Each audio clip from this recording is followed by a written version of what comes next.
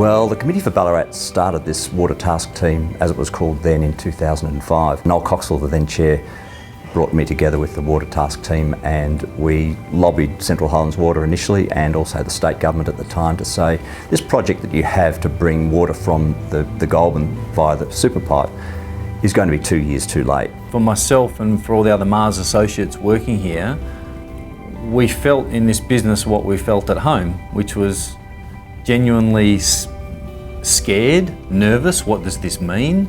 Water is a fundamental of life for us at our homes and for our families, let alone for the business. That water storage was at very depleted levels, the very physical symbol in the middle of this town about the lake being dry, and therefore the psyche that generated for us as a community at Mars and outside of Mars was a very nervous and worrying time for us. In 2007, the water crisis provided a serious challenge to our business in terms of our ability to supply our customers.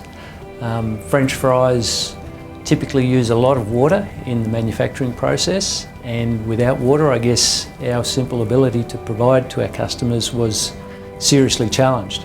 We didn't have time on our side. We needed to be decisive and do some things. The Committee for Ballarat became involved both with Central Highlands Water and the City of Ballarat to work on a number of solutions for this community. One was to see how, in the advent of us having diminished water resources, that we could lobby both state and federal government to make sure that the Goldfields Superpipe was delivered on time, so that we actually didn't face even more severe restrictions than what we went through. We started to push the idea of greater use of stormwater that was falling on Ballarat and running down streams, which was doing some damage to farmland as well, it has to be said. We really wanted to see large-scale stormwater harvesting become into the mix, and by being able to use Lake Wendouree as a storage and then a distribution point to irrigate many of our public open space facilities, we saw that as a way of underpinning the future for Ballarat, both socially and economically. Even before the specific water shortages that we had here in Ballarat in 2007, 8, 9, even before that, back in the late 90s and early 2000s, through the stewardship of the family who run this business, we'd been investing in dams and stormwater retention bunkers and recycling wastewater in various ponds that you can see outside here. As a large water user, we challenged ourselves on that amount of water that we use, and along the way we developed technologies that today we're very proud of.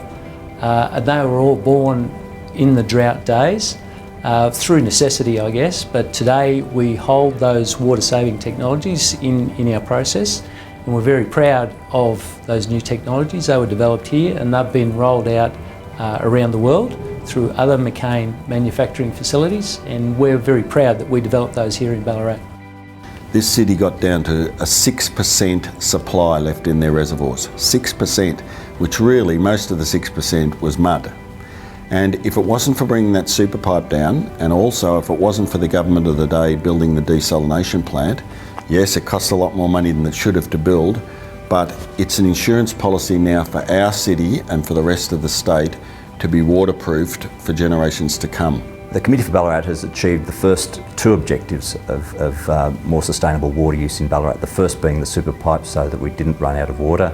The second was a greater use of storm water, and we've seen that by the refilling of the lake, and the lake will never run dry again because of the wetlands project that we initiated with the City of Ballarat and the two levels of government which provided funding for that. So no longer will we see fires on Lake Wendouree, and it will be full to the brim.